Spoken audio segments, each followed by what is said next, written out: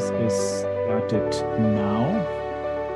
And then when we switch screen sharing and not screen sharing, I need like 30 seconds to kind of switch over the scene on my side, but that's, well, it's like 2 seconds, just not important.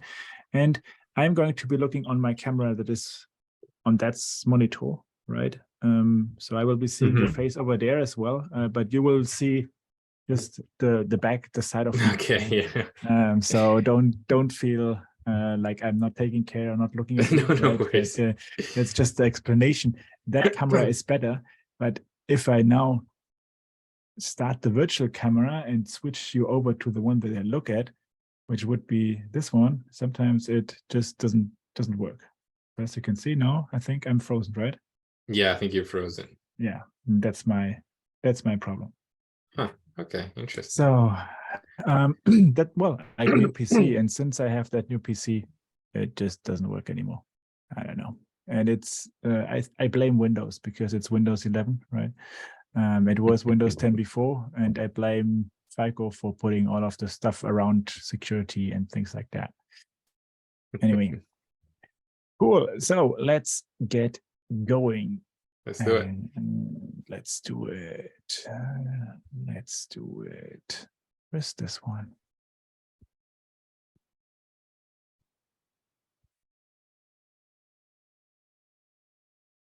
Just a second. I just found something that I wanted to change. Because, and you're the CTO of the organization that we look at? That's right. Yeah. What do you do? Oh, I will ask you I will ask you in the video. I think it's a good that's a good question to ask, and then you can also showcase some stuff. And then at the end I will be asking where can people find you online and stuff like that, right? Great. Okay. So then you can put some links, put some logos and whatever, right? Okay. Yeah, sounds good. Okay, sounds good. And 3, 2, 1, and go. Hey, and a very warm welcome to this episode of Show Off Your CI/CD Pipeline. And today I'm here with Marco. Hey, Marco, great to see you. Hey, Johannes, how are you? Doing fine, thanks. How did we meet? Can you tell everyone a little bit about that? Yeah, so we both AWS community builders, which is really great. It's a great place to actually meet like-minded AWS wizards like yourself. It's been really great for me. So that's where we met, yeah. Yeah, I think I posted maybe a few weeks ago. I posted a newsletter issue on Code Catalyst, which has been sort of a new small side passion of myself. And I think you were also quite into it, right? So we kind of started exchanging ideas and thoughts about it, and yeah, and that's how we got to know each other. Yeah, and that's also why I love the community builders, actually. But that's not our real job. So what do you do for real? Sure. Sure. So I am the CTO of a UK-based startup called Trilo. I'm also, in terms of background, I'm been a software engineer for many years and a cloud architect as well. So yeah, I'm the CTO at Trilo, as I said, and yeah, Trilo is a payments, so a fintech startup based in London, and so at its core, what we're doing is building a payment network that leverages the open banking standard. That's something that's very sort of UK specific, but there are variants of open banking across Europe, but also other parts of the world. Essentially, what this enables us to do is it allows people to make payments from bank to each other, from bank account to bank account, without the use of cards. So we bypass completely any sort of card transaction fees, and also offer things like increased security and things like that. So that's the exciting space that we're in. That sounds pretty interesting. But as a CTO, C-levels usually don't code. So why are we talking today? Well, that's a myth that I'm going to try and dispel as much as possible. So I and many other CTOs that I'm friends with, or that I'm sort of acquainted with, I'm very much of the school of thoughts that CTOs should be as hands-on as possible. For me, the key letter in the CTO title is the T of technical. And so I strongly believe that my role within the company is to be sort of a leading voice as far as our technical choices go. And as I said, of course, that's also helped, I think, by my background, having been a software engineer, solutions architect, and cloud architect before. So that's very much kind of the space I very much live between code and architecture diagrams and all of that. That's where I'm at, and that's where I help try and help our organization sort of succeed as much as possible. Yeah, and I think I'm gonna take this part of the video out and gonna just make that a quote from Marco, because this is a really good one, and I really love to hear that. So without talking more, what are we going to look at today? Is this something, an open source project? Is this something that you really use in your startup? Yeah, so today I guess I wanted to share with you, with your audience, our CI/CD pipeline.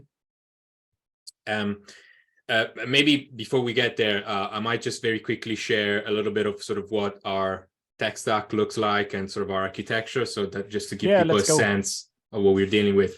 Okay, so from a technology standpoint, Trilo is built using 100% serverless technologies, and it's built using a microservice architecture. So it follows a microservice architecture, and each microservice is typically powered by typically it's Lambda and DynamoDB. Then there could be other elements depending on the specific use case or problem that each microservice is attempted to solve. We then use AppSync to communicate between the front end and our backend microservices, and also a mixture of event bridge and step functions to enable event-driven asynchronous interactions between the various services. Mm-hmm. So that's sort of at a high level what the architecture looks like. Then in terms of sort of the stack, the language of choice is TypeScript, and we use the CDK from Amazon to manage our infrastructure. Although some of the earlier services, as old as a year and a half or 2 years ago, they were built using the serverless framework. So we've got at the moment probably, I'd say it's probably evenly split. Probably roughly, I'd say 50% of our microservices are still powered by the serverless framework, and the remaining 50% and every new one that gets added is built using the CDK. Okay, that sounds like a very cool technology stack to work at, right? It is very cool. I'm not gonna lie. I really do enjoy working with our stack. Obviously, you know, like everything, it's got its trade-offs. It's got pros and cons, but overall, it's really fun to work with, and it feels cutting edge, which is fun. That's really cool. And as you know, I'm really very much interested in the CI/CD pipeline. Let's get going, right? So let's look at what you have. So whenever you're ready, you can start sharing your screen, and then absolutely you can look at details. Yeah, what I'm gonna do is I'm gonna share. I've created a PR just before we started this recording. Okay, so here I made a very small change just to create a PR. So what are we looking at? So first of all, our CI/CD currently is powered by GitHub Actions.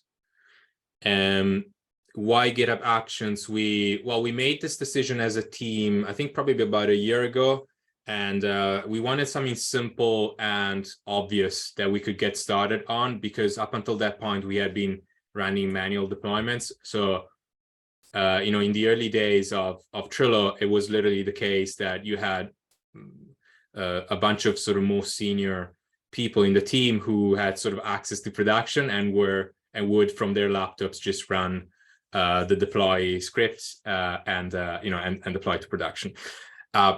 We wanted to change that, and we wanted to change that quickly. And so we could have chosen between any number of solutions, but obviously, it felt at the time that GitHub would be just a very obvious next step. GitHub Actions, I mean, when your code is on GitHub, why not using GitHub Actions?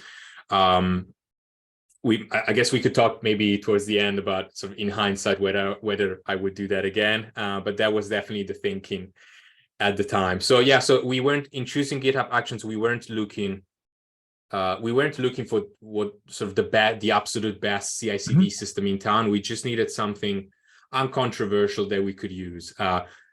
The only other, I guess, obvious contender at the time was Amazon Code Pipeline with Code Build. That's because we are, as I've said, sort of heavily sort of into the AWS ecosystem, and some of us in the team had experience with Code Pipeline and Code Build. But when we weighed it all up, our perception was that with GitHub Actions we could get started more quickly, and so that's sort of what we went for. Cool. Okay, so as I said, I've got a small PR here. You can see there's only one file changed. I've literally just added a couple of lines to a README here. So what's going on here? Just a question up there before we get started. If you scroll up, the repository name is mono, so it's going to be a mono repo for all microservices? Yes, that's correct. That's correct. And actually, since you just mentioned that, I might just very quickly walk you through sort of the structure of the code. So yes, we've got a mono repo, and each directory that you see here is named after either an animal or in some cases it's named after trees. But each directory here represents a microservice. So this has been an interesting approach. It's been a first for me. Prior to Trilo, every company, team, sort of project I've worked on before that was microservice based, we would have had multiple repositories, so a repository for every microservice. So this has been a first for me personally, and there's pros and cons. Maybe we don't want to talk about that today, or maybe we do. I don't know. But so I want to learn. I want to learn about that because I'm kind of asking myself the same question all over in every project that I start, right? But let's keep that for the end. Maybe one last question here on the source code structure. You do have CDK code in each of the microservices, then I would guess. Yes, that's okay. Correct. So I can show you, for example, this is one of the services, for example, that uses the CDK. So if I go in here and I go into lib, you'll find there's CDK code in here. Equally, if I look at one of the older services, I suppose just for context, let's say this one. So this is an older service and was built using the serverless framework. And so you'll find the serverless YAML file in it. And how does the pipeline now decide which to use? So in your example, when to use CDK and when to use SAM for deployment? Yeah, so we tell it. Okay. So I'll show you. So all of sort of the CI/CD definitions are within the .github directory. And if you look at, so I'll just quickly show you. Basically, you see in here, we've got all the various services defined. And the ones that are powered by the CDK have a flag called is CDK, and if it's true, then the pipeline knows that the deployment command is going to look slightly different. It actually, incidentally, looks virtually the same. It's npm run deploy, whether you're doing the one or the other. but there's like an extra parameter that's needed with the CDK. So we just pass this for context. So there's some cool stuff that you're showing here at the end. You're having, so you're deploying, you have a configuration file deploy network at the end, right? And I have not used that myself, right? But this one now refers to the same action for all of your microservices, correct? That's right. Okay. And what is the deploy network thing? Is this something supported by GitHub workflows at the end where you can then define the different parts of the pipeline, or? Yeah, so let me show you. This is it's one of the coolest probably parts of one of the things I enjoy the most about this setup is that let's see, if I go into any one of our PRs, this is the network. So these are all the services with dependencies on each other, which obviously tells you in which priority they need to be deployed. So this is one of the coolest, the things I enjoy the most about GitHub Actions, the visual aspect of this. So now we did a change to the README, and all services are being deployed, or does GitHub Actions automatically choose which ones to deploy? Yeah, so we've got code in here that will detect which, so particularly around here. So we have code in here in the pipeline definition that will detect which folders just had something changed in them, and then only those folders are built and deployed. Now, there's some caveats to that, and that's also, I think, quite interesting. First of all, when we deploy to production, we skip that step and we always deploy everything, just to make sure that everything is up to date with main and with the main branch, and there's no discrepancies. Now, we can talk about, if you want later, whether this was actually a good choice. At the moment, even as a team, we're having conversations about whether we want to stop doing this. But as it stands, every time we deploy to production, it's a full deployment. So then this sort of folder by folder sort of discrete kind of deployment strategy only applies when we deploy to staging.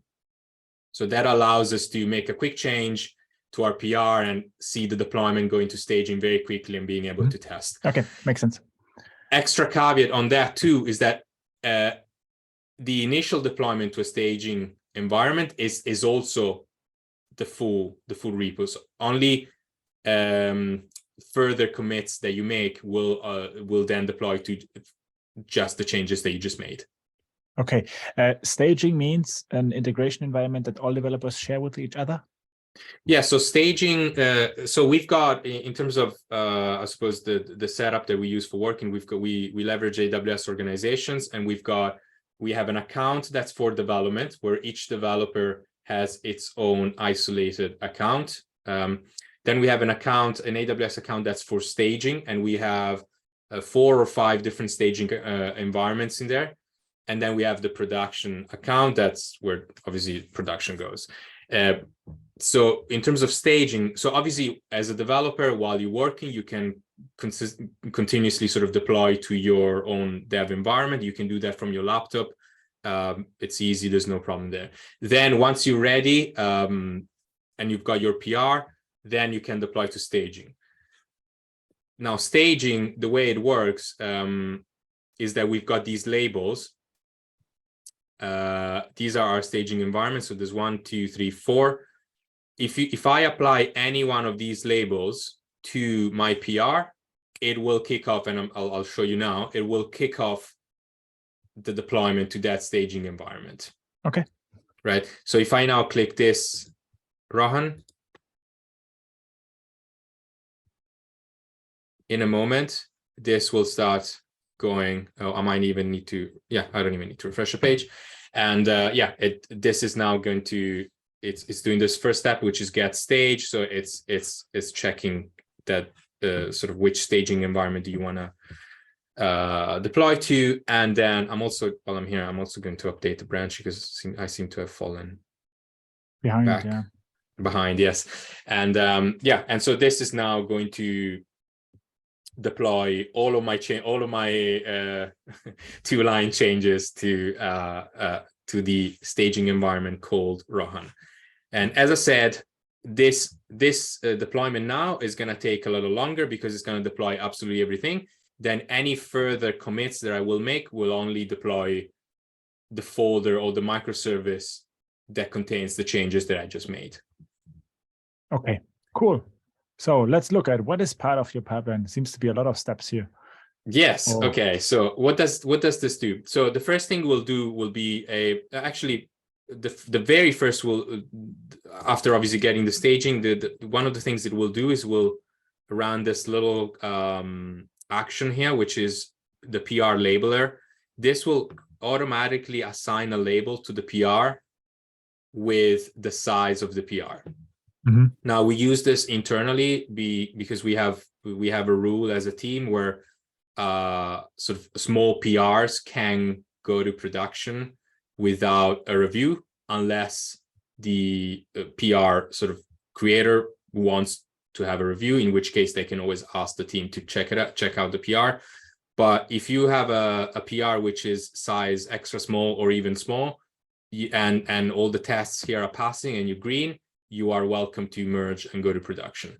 If it's any bigger than that, then you need to have somebody else reviewing your code just for, just to be safe.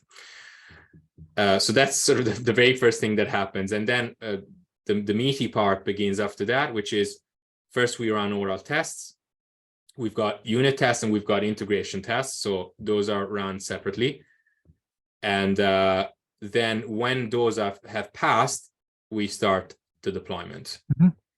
And yeah, this will then deploy to all the services. The services are deployed in parallel then? So they're deployed in parallel to the extent that they don't have a dependency on each other. So as we were looking at this a moment ago, you can see that actually a lot of services do have some sort of dependency on each other. So for example, this is not going to kick off until these have sort of passed, or at least in terms of their dependence, or at least this won't kick off until these two have passed, and so on and so forth. So there's an element of dependency here in place, but other than that, then they are essentially running in parallel. Okay, cool. In addition to the verifications that we just saw, do you have also pre-commit hooks part of the repository or stuff like that would then be part of the CI/CD? No, so we don't have pre-commit hooks at the moment. Yeah, we don't. It hasn't really been. Yeah, I suppose it hasn't really been needed, or maybe we haven't. To be honest, whenever we've wanted to have some extra checks, we've just gone into the Github Actions and added the action that we needed, as opposed to having people sort of unable to commit because maybe something fails on your machine because of the commit hook. So yeah, that's sort of been the philosophy so far. Yeah, I've seen other projects where people have worked a lot with pre-commit hooks, right? I personally think that pre-commit hooks make development slower, right? Because I kind of tend to commit 10 times per minute and then only push when required, but rather commit so I can keep the history. So, and then pre-commit hooks really make things difficult.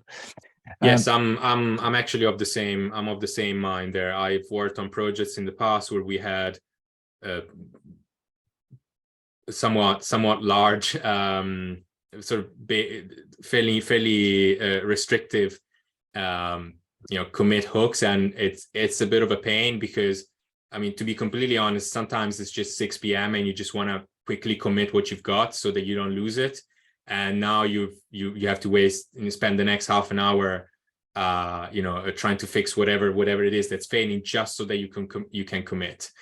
And you're not committing because it's ready. You're only committing because you want to go home and you want to save your work. But Yeah, and obviously, there's way around it. You could even with this, there is, if I make a commit and I add between parentheses, I write, I think it's skip CI, then GitHub Actions will detect that as obviously me not wanting to run the full pipeline. Therefore, it will just skip that. And I know that you can do that even with GitHub, with Git hooks. Yeah. So sure, I mean that's fair enough. But yeah, it does seem to be slowing down the development life cycle.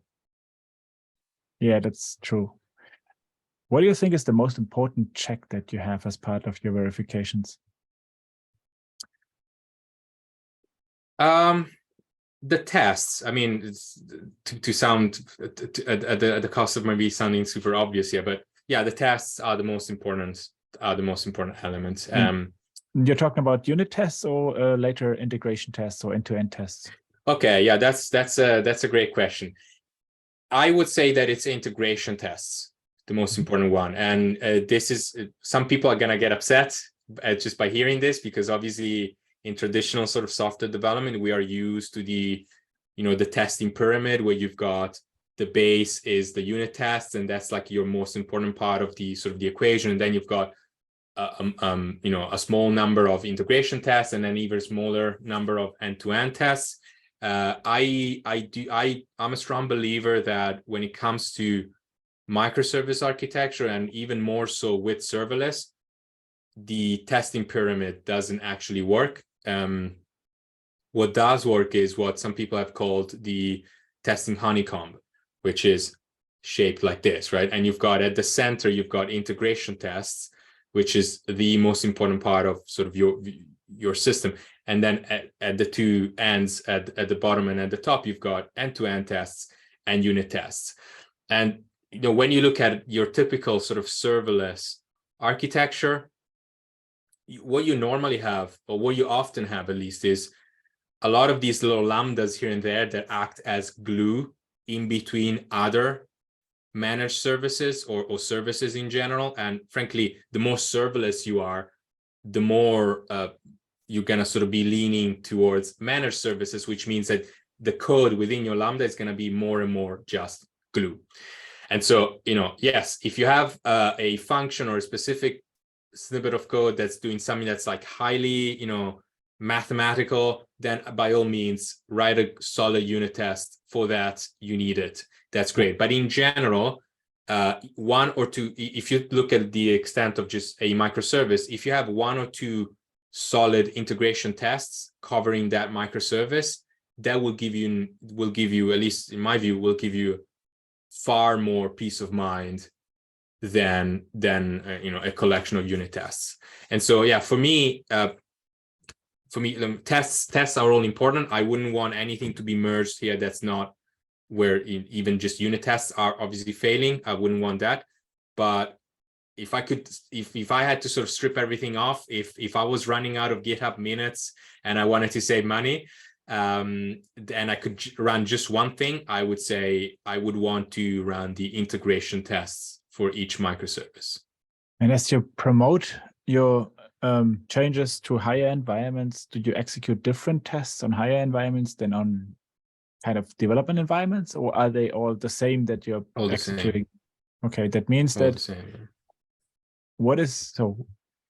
what additional value do you get from segregation of the lower and higher environments? Because what do you do in addition to lower environments on a production environment? So nothing. We as I said, we run the exact same tests on every environment. So there's no difference. Now you could potentially argue that that's not ideal in some cases. For example, if I am testing stuff on staging, maybe I want to be able to deploy even if something ancillary is failing. But yeah, that's not how we operate. I'd rather, at least the philosophy up until now has been, we'd rather have things, but by the time you're ready to create a PR and start testing things on staging, I'd rather have everything just working. Because you may think that the thing that's failing is ancillary, but if it is failing, then something's broken. So what are you even what are you even testing on staging, right? What are you even looking at if something even minor somewhere else is failing? So the deployment to staging will be blocked unless everything is passing in the same way as we have with production. Well, thanks for those details. Okay, Yeah. Marco, is there anything else you wanted to show that you had planned? Otherwise, we would be moving over to wrap up, but don't know what you have. Yeah, no, absolutely. No, I guess I would be curious to find out from your audience, listeners, what their experience has been. People who have used GitHub Actions and people who have used other options as well, what their sort of pros and cons are. Pro tips for us, we've been using this for over a year now, and this pros and cons. I don't know that I would use GitHub Actions again. And probably one of my main criticism is just how YAML heavy it is. Could you stop sharing your screen, Marco? Then I can put you back on yes. Spotlight at the end. There you go. Thank you. Okay, so the YAML part is what you don't like? Yeah, there's a lot of YAML, and when you look at the way we manage everything else, how we've, for example, been successfully transitioning our services to the CDK, which allows us to write oral definitions with TypeScript. That's we've really enjoyed that approach.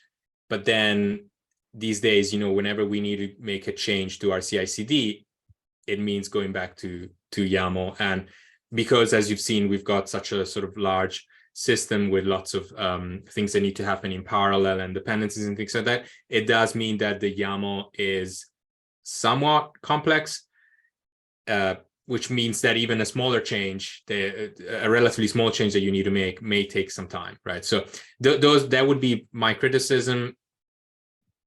I would love to hear what people have done, how people have addressed it. I'm sure people have sort of found solutions to this with GitHub Actions, but yeah, that's where we are at the moment. Okay. Another question on the mono-repo. How does that work for you? You're good with it? Does it slow you down, or does it not slow you down? So, as I said, my experience was always having separate repository. Now, it's been great.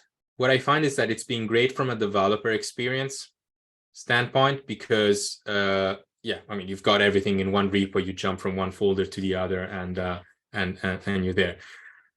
Where it's been trickier is actually in terms of the conversation we're having today. It's been the CI/CD. Because you could use something like GitHub Actions, you could use any CI/CD sort of system you want. If you've got a simple repo that just contains a small microservice, your CI/CD is going to look very concise and clear and easy to work with. But with us, we've got the entire logic of our CI/CD pipeline for across all our microservices all in one place. So CI/CD has been the challenging part of the mono-repo. In terms of development experience and sort of life cycle, it's been great. So that's sort of where you have to deal with sort of trade-offs, I suppose.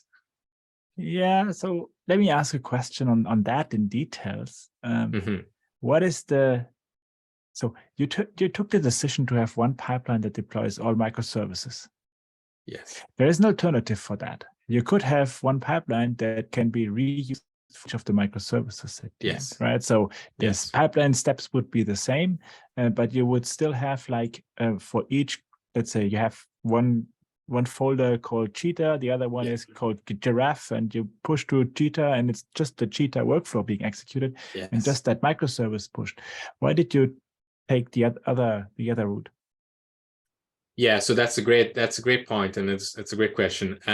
I think initially this was deemed to be just a simpler way to get us started. Remember, just for context, remember how we got started. So we were in a position where the team was growing and we still were relying on a bunch of senior people deploying for us. So we needed urgently to have a pipeline. So this was our way to get started. And when you look at it now, it actually gives us a fair bit of peace of mind, because it actually works pretty well and does all the tests for us, and the deployment is pretty efficient.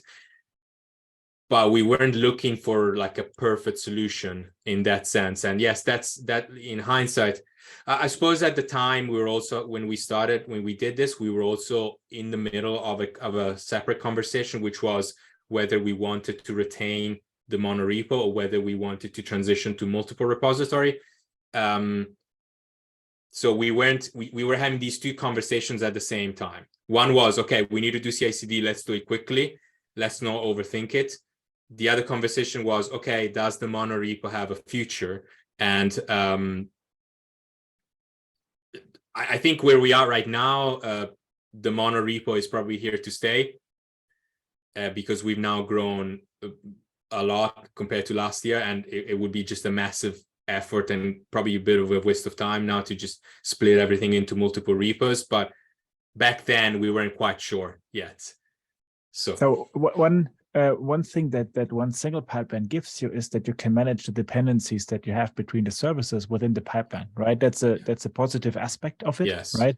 On the other side, it also shows that your microservices are not 100% decoupled, which could be potentially also a problem going forward, right? So I think you always need to make that choice on what is the right thing to do, and it needs to be project specific, right? So if it at the moment works for you, I would not change that right now. Right. Yes, and the other I suppose consideration to think about there is when you look back at the way we started. So we started with what some people have called what's called the serverless monolith. So back when Trilo started, it was built on a serverless monolith. Okay, then we transitioned, and that was at the start of 2022. We transitioned to a microservices architecture. But some of the earlier services, the reason why you could see on the graph I showed you earlier, the dependency trees is actually there's probably a lot of the servers are more dependent on each other than you would want to see in a desirable ideal state when you deal with microservices. The reason for that is because most of the earlier services were built on a serverless monolith foundation. That is to say, they had a pile of shared code, and even the things like the database definitions were all shared.